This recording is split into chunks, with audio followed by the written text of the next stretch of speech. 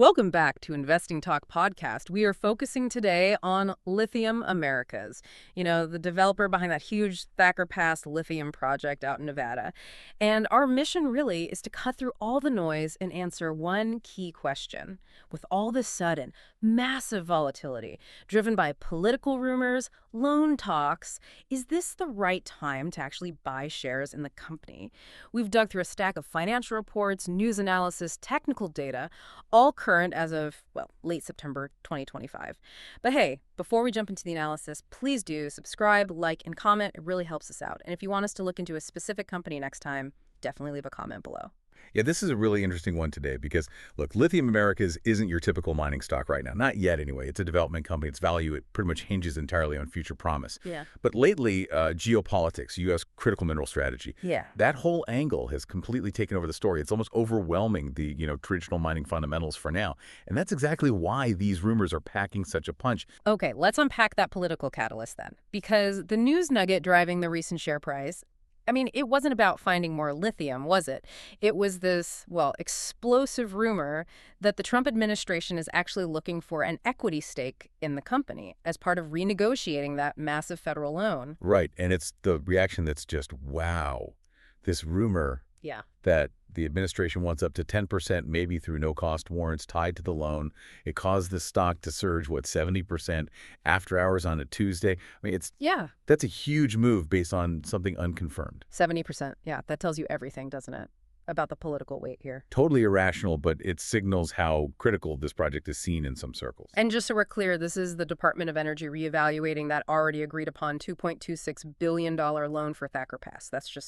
That's game-changing money for a developer. But help me out with the jargon. What exactly are no-cost warrants? And why would the government even demand them? Okay, so think of it like this. The government wants a piece of the potential upside, but without putting cash down right now. Zero upfront risk for them. A warrant gives the holder the right, not the obligation, but the right, to buy shares later at a set price. No cost means they get this right for free, basically. So if Thacker Pass hits it big, the mine gets built, stock price flies in, say, 2028, the taxpayer theoretically benefits. They can buy that 10% stake cheap based on today's price and potentially sell it for a big profit. Okay, that really reframes the whole investment idea then. It's not just about mining fundamentals anymore. It means the stock gets this boost from a narrative, a government-backed strategic asset kind of narrative. Are we supposed to value it like a defense contractor now instead of a commodity producer? Is that the angle? That's kind of the shift we're seeing, yeah. The why behind it all ties into Washington's big goal. Less reliance on China for critical stuff like lithium. Yeah. So if the government feels it's taking on risk here, and make no mistake, there is risk, we'll get to that. They want taxpayers to get a slice if it pays off. It signals deep government interest, sure. Yeah. But, it also kind of signals that maybe getting this loan purely on commercial terms was proving difficult. Right. Okay, so we've established the stock can jump around based on whispers from D.C., but, you can't build a mine with rumors. Let's talk about the actual reason the rumor matters. The dirt. Right. The physical asset in Nevada. Let's shift focus to Thacker Pass itself. Absolutely. Thacker Pass is Lithium Americas, essentially. It's in Nevada. Yeah, about 25 miles south of the Oregon border. And the projections. Once it's running, it's expected to be the biggest single source of lithium in the whole Western Hemisphere. The scale alone makes it strategically massive for the U.S. supply chain. And this isn't just a plan on paper, right? Construction's already happening. Oh, yeah. It's well underway. Been going for nearly a year now. They've got, over 600 contractors on site. Things are moving. So what's the timeline looking like? When do we actually expect lithium to start coming out? The target right now is late 2027. Maybe slipping into early 2028. That timing is pretty crucial, though. It lines up with when North American EV production is really supposed to ramp up, and construction progress seems solid. Sources are saying about 70% of the detail engineering work is done, so, real progress. They've also got a big partner involved, don't they? General Motors. Yep, GM, they hold a 38% non-controlling interest. Picked that up last December for $625 million. A big chunk of change. And that GM partnership ties back into the loan talks, too, apparently. It does, yeah. That's another interesting angle. Reports suggest administration officials are pushing GM, really pushing them, to sign a binding offtake agreement for the lithium. An offtake agreement, right? Yeah, basically guarantee they'll buy the output. The fact that government might need to step in to make sure that sales contract gets signed kind of tells you about the market pressure. Okay, explain that a bit more. Why is that offtake agreement so critical for someone maybe not deep in mining finance? Right, so an offtake is like a guaranteed sales contract, sometimes for years, even decades. A customer agrees upfront to buy a certain amount of product, often at a set price formula. For a mine project like this, it's fundamental. It's the difference between having a hole in the ground with potential and having a financially secure asset with guaranteed customers. The government's pushing GM because, well, without customers locked in, that huge $2.26 billion DOE loan looks a lot riskier, especially when Thacker Pass has to compete with cheaper lithium flooding the market, mostly from Chinese-backed operations right now. Gotcha. That makes sense. Okay, let's pivot now. Let's do the financial reality check because this is where, the rubber meets the road. Lithium Americas is fundamentally pre-revenue. They're not selling anything yet. They're building. That's the core risk right there. Exactly. Q2 2025, they reported a net loss, $13.25 million. That's just the cost of building, right? Paying contractors, engineers, getting permits, all expenditures, no commercial revenue coming in to offset it yet. Standard for a developer, but still loss. But looking at their balance sheet, end of June 2025, it looks pretty solid, on paper anyway. Yeah. Total assets, $1.3 billion, liabilities, just over $300 million, and they had a good chunk of cash, right? $509 million in cash and restricted cash. So if they have $500 million, why are we worried about a $13 million quarterly loss? Isn't that enough runway? That's a great question. And it highlights the scale issue. Yes, $509 million is a lot of cash, but the project itself is just enormous, multi-billion-dollar scope. That cash position, plus the $220 million from Orion and the money GM and Lithium Americas put into the joint venture, that gets them through phase one construction, basically. But the next phase, completing the mine, commissioning it, starting it up, that needs billions more. That's where the $2.26 billion DOE loan comes in. It's absolutely critical. So the cash burn, even if manageable quarter to quarter right now, means their entire future depends on getting that full federal loan, drawing it down, and hitting that late 2027 production target. Any major delay, they could run out of private money before the mine is finished. That's the cliff edge. Okay, that context explains everything about the government's position, doesn't it? Why they're worried, why they might want equity. They're lending billions to a company with zero revenue right now, facing tough global price competition. Exactly. It's high stakes, a very long-term financing deal where the government's trying to cover its own risk by maybe getting a piece of the potential reward. All right, let's shift gears slightly. Technical analysis. For listeners interested in maybe trading this, what are the charts telling us? Separate from all the headline drama for a second. Well, before this recent surge, the stock was really stuck, wasn't it? Trading mostly in a pretty tight volatile range between, say, $2.70 and $3.25 through September. That range really reflected all the uncertainty. Key support seemed to be forming around $2.50, maybe $2.70.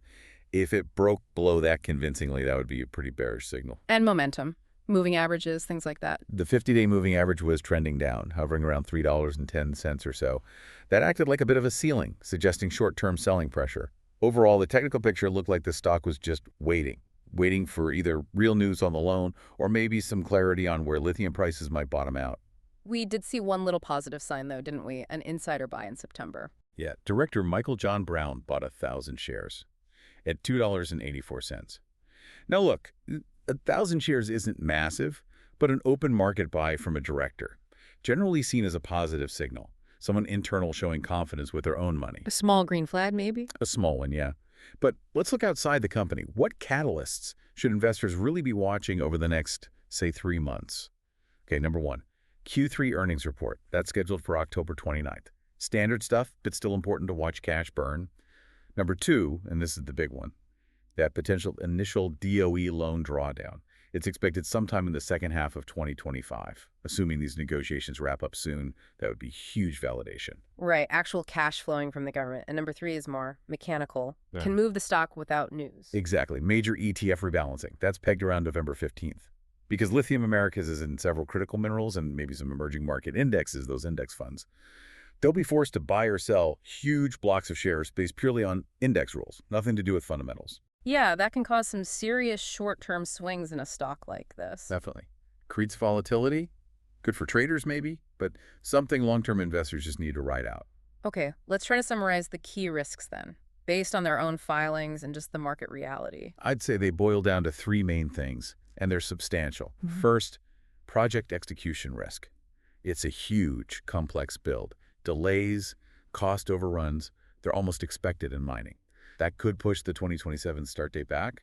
Second, commodity price volatility. We touched on it. If Chinese supply keeps lithium prices low, that really hurts the project's future economics. Big time. And third, just the fact it's a prolonged pre-revenue operation. They are completely reliant on external funding for at least 2 more years, maybe longer. Okay. That loan has to come through. And analyst sentiment seems to reflect all that complexity, right? Mostly hold ratings. Yeah, that seems to be the consensus. It's just tough to slap a strong buy on a company when commercial revenue is still realistically years away and there's so much uncertainty in the sector. Makes sense. It feels very speculative right now. Like it's driven more by policy hopes than current business reality. That's a good way to put it. Driven by political mandates, Yeah. almost, rather than near-term commercial viability. So let's bring it all together. The political drama, the quality of the asset itself, the financial risks. What's the overall takeaway from the source material we looked at? Well, the consensus rating we pulled out is, frankly, low. It came in at a 4 out of 10. And the reasoning is pretty clear. Yes, Thacker Pass is world-class. Yes, GM is a strong partner. Yes, that potential DOE loan is massive support. But the weakness is, being pre-production, the incredibly high execution risk on such a huge project, and just a long, long wait for revenue. Those currently outweigh the strengths. It makes the stock exceptionally risky for your average investor today. So the investment horizon recommendation is absolutely key here then. Crucial. This stock is really only suitable for long-term speculative investors. You absolutely must be able to tolerate very high risk, and you need patience. Years of patience. We're talking waiting until 2027, maybe beyond, for potential production and hopefully stable commercial revenue. So definitely not something recommended for short-term trading on these political rumors. Don't chase the headlines. Please don't. If you're buying this stock now, you are essentially making a high-risk bet on U.S. mineral policy, national strategy, and their ability to execute flawlessly over several years, not on next quarter's earnings. Which brings us to a final thought, something for you, the listener, to chew on. Consider this.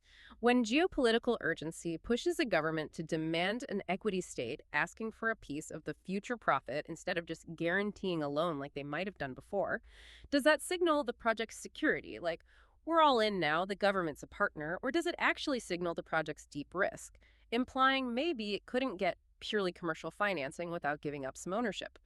What does that potential shift in how government supports these critical projects mean for the future of U.S. manufacturing and supply chains? Something to think about. Mull that over as you weigh your options. Thanks for joining us for this analysis, and we'll see you next time on Invest and Talk podcast.